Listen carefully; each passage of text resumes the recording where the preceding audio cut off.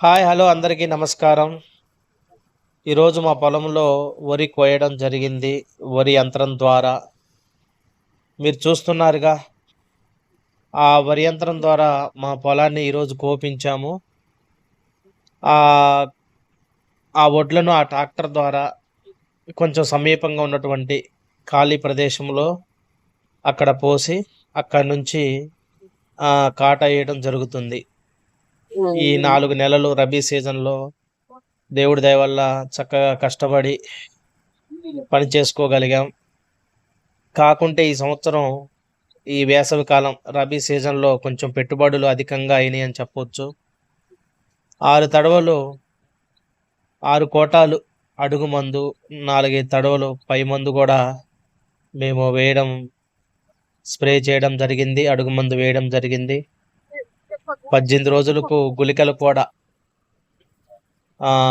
ఫటేరా గుళికలు, అంతకుముందు బరోజ్ గుళికలు ఇలా గుళికలు కూడా వాడడం జరిగింది. 18 రోజులకు గుళికలు ఎందుకు వేయాలంటే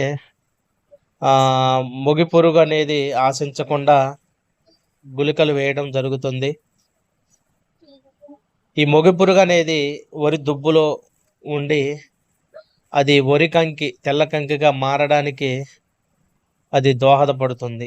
మనం పై మందులు ఎంత పిచికారీ చేసినా లోపల ఉన్నటువంటి ఆ పురుగు చచ్చిపోదు. కాబట్టి గుళికలు వేయడం వల్ల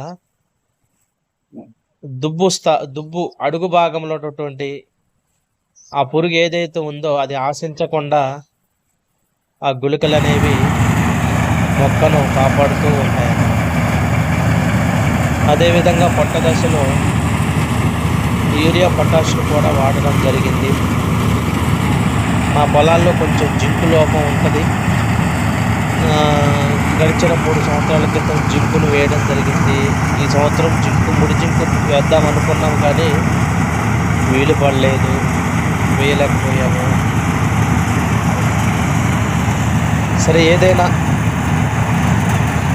కొంచెం అధికంగా మంచు కురవడం ఇలాంటి పరిస్థితుల వల్ల కొంచెం పెట్టుబడులు అయినప్పటికీ కొంచెం దిగుబడి మంచిగానే వచ్చింది.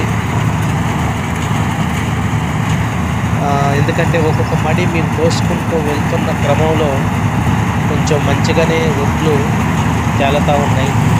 అంటే దాన్ని బట్టి కొంచెం ఒక అంచనా ఆ రకంగా ఆ ట్రాక్టర్లో కోసినటువంటి వడ్లను మేము కొంచెం సమీపంలో ఖాళీ ప్రదేశంలో పట్టాలు వేసి పరచడం జరిగింది. అలా అవి 250 వరకు పూర్తిగా మాకున్న కొద్దిపాటి భూమిలో కోసాము. ఈ లోపల ఒక షేట్ వచ్చి మా ఒడ్లు చూసివి మంచిగా ఉన్నాయి, వెంటనే కాటాలు వేద్దాం అనగానే ఆ రేటు కూడా కొంచెం గిట్టుబాటు ధర అనిపించింది. కాటా వేసాము. మీరు చూస్తున్నారు కదా, ఒడ్లు కాటా కూడా వేయడం